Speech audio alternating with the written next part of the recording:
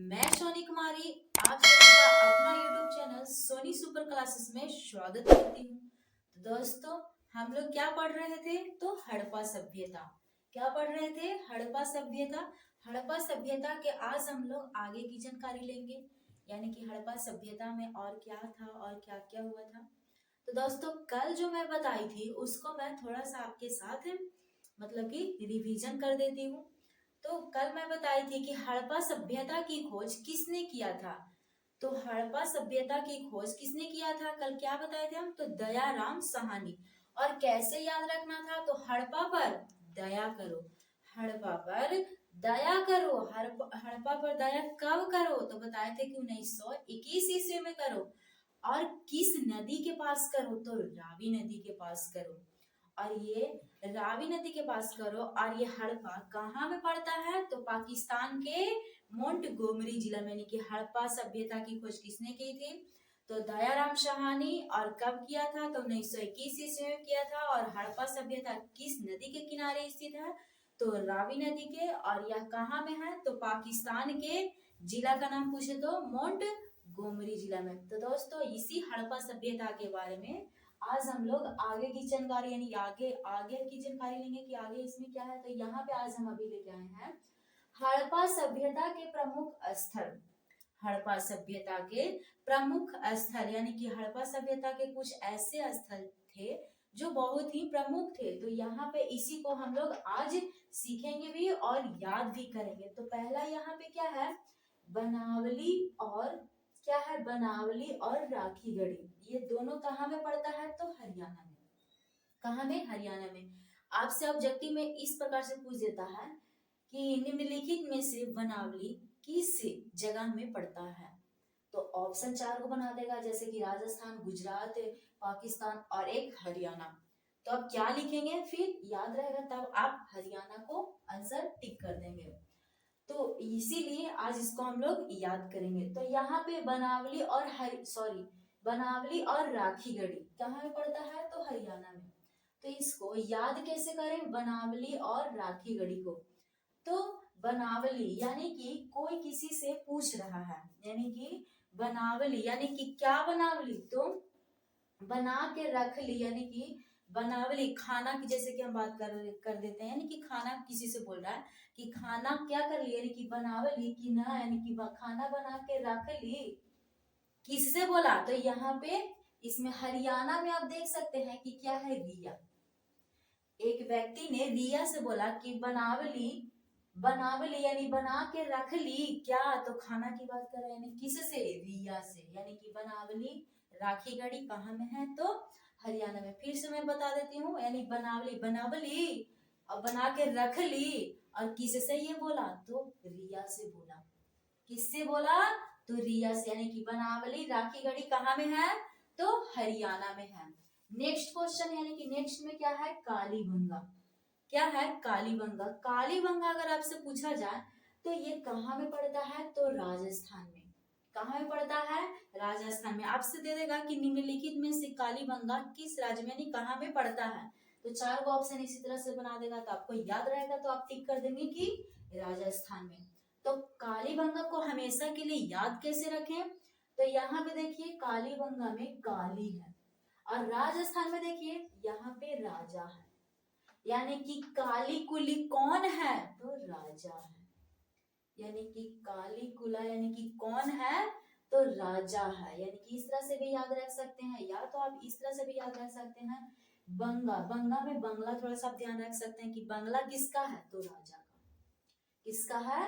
राजा का। आप दोनों में से किसी भी तरह से याद रख सकते हैं। नहीं तो काली, यानी कि काली कौन है यहाँ पे? तो काला कुली कौन है यहाँ पे? तो राजा है, यानी कि राजस्थान। उसके बाद में नेक्स्ट क्या है? धौलावीरा, लोथल और नागेश्वर। ये तीनों कहाँ में पड़ता है? तो गुजरात में। कहाँ पड़ता है?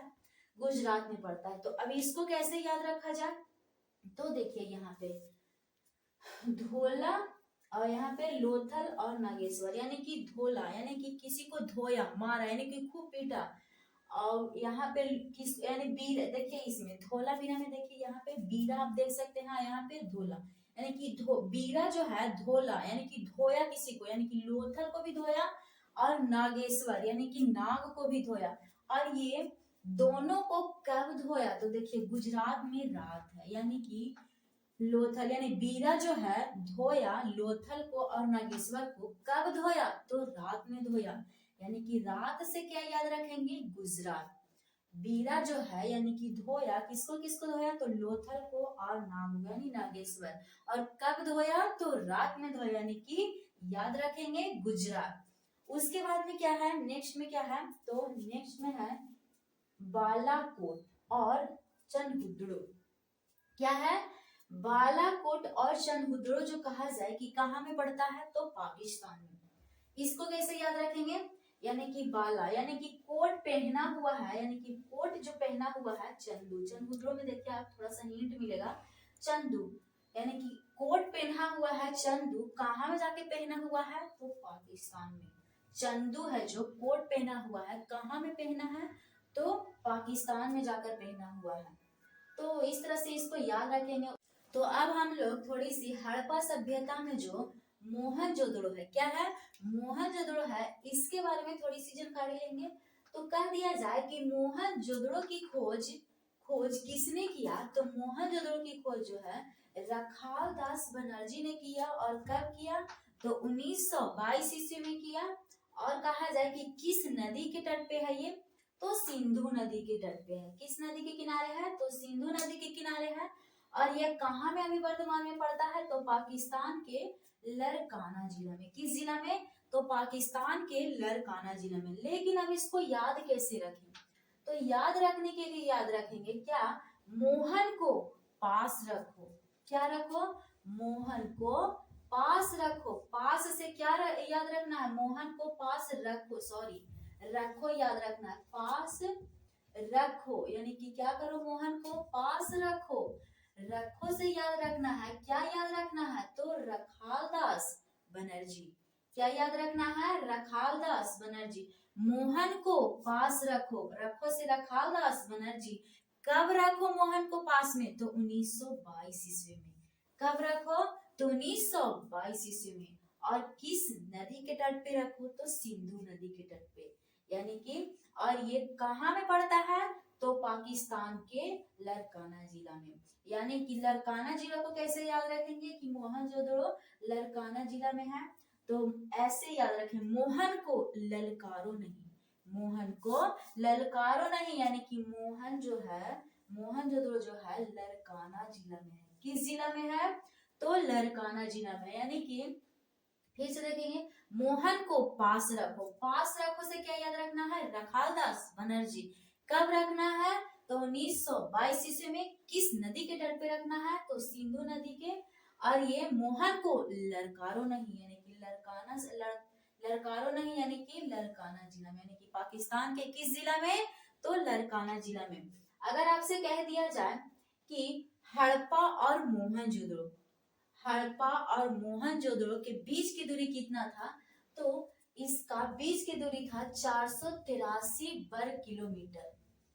यानी कितना किलोमीटर था, तो 483 वर्ग किलोमीटर। अब इसको याद कैसे रखना है कि मोहनजोदड़ो और हड़प्पा यानी कि ये दोनों के बीच की दूरी जो है 483 वर्ग किलोमीटर जो था, तो कैसे याद रखेंगे, तो यहाँ पे देखिए 4 को दुगना कर देना है तो कितना हो गया 8, और 4 में से 1 को कम कर देंगे तो कितना बन गया 3।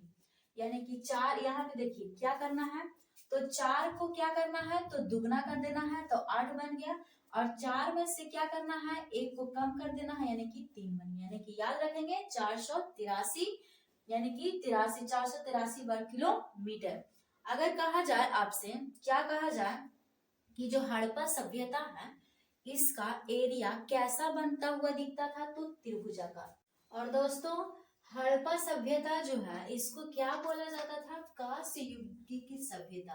किसकी सभ्यता, तो कांस्य युग की सभ्यता बोला जाता था हड़प्पा सभ्यता को। लेकिन ऐसा क्यों बोला जाता था, क्योंकि वहां जो है कांसा कांसा धातु का इस्तेमाल किया जाता था, जिससे व्यापार भी हुआ, उससे नगरीय भी विकसित हुआ, यानी नगर भी विकसित हुआ। इसीलिए इसको और कांस्य युग के साथ साथ नगरीय सभ्यता भी बोला जाता है। किसको, हड़प्पा सभ्यता या सिंधु घाटी की सभ्यता भी इसको कहते हैं। तो सिंधु घाटी सभ्यता या तो नगरीय सभ्यता, या तो इसको कांस्य युग की सभ्यता, इन नामों से भी इसको पुकारा जाता है। लेकिन कांस्य युग की सभ्यता क्यों कहा जाता है? क्योंकि वहां कांसा जो धातु है, जो तांबा और टीन का मिश्र करके जो बनाया जाता था, इसीलिए इसको कांस्य युग की सभ्यता कहा जाता है। किसको? हड़प्पा सभ्यता को। और सिंधु घाटी का अगर कहा जाए कि सिंधु घाटी का समाज कैसा था, तो मातृशतात्मक। कैसा था? मातृशतात्मक। यानी कि सिंधु घाटी सभ्यता में, समाज में, यानी कि माता की प्रधानता वहां ज्यादा दी जाती थी। जैसे अभी हम लोग के यहाँ किसका प्रधानता है? तो पिता का। यानी कि अभी अभी प्रधानता किसका दिया जाता है हम लोग के समाज में? तो पिता का। लेकिन वहां किसका? तो माता का। तो अगर कहा जाए कि हड़प्पा सभ्यता जो थी, इसका क्षेत्रफल कितना था और ये किस आकार का था, तो क्षेत्रफल इसका कहा जाए तो था 12 लाख। कितना था? 12,99,600 वर्ग किलोमीटर। यानी कि हड़प्पा जो सभ्यता है, हड़प्पा सभ्यता का क्षेत्रफल कितना था? 12,99,600 वर्ग किलोमीटर। और इसका कहा जाए कि आकार कैसा दिखता था, तो इसका आकार जो है त्रिभुजाकार दिखता था। आपसे पूछ दिया जाता है कि हड़प्पा सभ्यता जो है, इसकी आकृति कैसी दिखती थी, तो त्रिभुजाकार, आयताकार, वर्गाकार, इस तरह से ऑप्शन दे देगा। तो क्या क्या बनाएंगे? त्रिभुजाकार। कैसा? त्रिभुजाकार। और कहेगा कि हड़प्पा सभ्यता का क्षेत्रफल जो कितना था, तो याद रखेंगे 12 लाख। कितना? 12,99,600 यानी कि वर्ग किलोमीटर। उसके बाद में आपसे कह दिया जाए कि हड़प्पा सभ्यता में इतना तक तो ठीक है, लेकिन हड़प्पा सभ्यता में हल चलाने का, क्या करने का? हल चलाने का साक्ष्य। यानी कि हड़प्पा सभ्यता में खेती बाड़ी, कृषि भी की जाती थी। तो हल चलाने का साक्ष्य कहाँ से मिला है? तो अभी हम थोड़ी देर पहले बताएं, कालीबंगा। किसका बताएं? कालीबंगा। और इसको याद कैसे करवाएं कि काली कुली कौन है यहाँ पे? तो राजा है, यानी कि राजस्थान। इस तरह से याद करवाएं। तो राजस्थान यानी कि कालीबंगा से ही ये साक्ष्य प्राप्त हुआ है कि जो हड़प्पा सभ्यता, सिंधु घाटी की सभ्यता है, यहाँ खेती भी की जाती थी, यानी कि हल चलाया भी जाता था। और आपसे ये भी पूछ दिया जाए, क्या पूछ दिया जाए कि हड़प्पा सभ्यता में यानी कि लोहा का ज्ञान था या नहीं था, तो आप क्या बताएंगे कि हड़प्पा सभ्यता में लोहा का ज्ञान नहीं था। तो फिर जो कह दिया जाए कि जो हल चलाने की साक्ष्य मिला है, तो वो किस चीज का बना था? जब लोहा का ज्ञान नहीं था तो वो तो आप चाहे लकड़ी का माने या तो अन्य किसी धातु का, लेकिन उस समय लोहा का उन लोगों को ज्ञान नहीं था। उसके बाद में आपसे कह दिया जाए, क्या कह दिया जाए कि मोहनजोदड़ो, आप जो बताई मोहनजोदड़ो का अर्थ क्या है, तो मोहनजोदड़ो का अर्थ है मृतकों का टीला। क्या है? मृतकों का टीला। उसके बाद में हम लोग देखेंगे, क्या देखेंगे? क्या देखेंगे? लोथल। क्या है? लोथल जो बताएं, लोथल से किसका साक्ष्य मिला है, तो लोथल से चावल, यानी कि हड़प्पा सभ्यता के लोग चावल भी खाते थे, तो चावल का साक्ष्य मिला है। लोथल से क्या मिला है? तो चावल का साक्ष्य मिला है। तो दोस्तों, आज के लिए हम लोग इतनी जानकारी रखेंगे, नेक्स्ट जानकारी अगली वीडियो में देखेंगे। और जिन दोस्तों ने पहली वीडियो को नहीं देखा है, वो जाकर जरूर देखें। थैंक यू, धन्यवाद।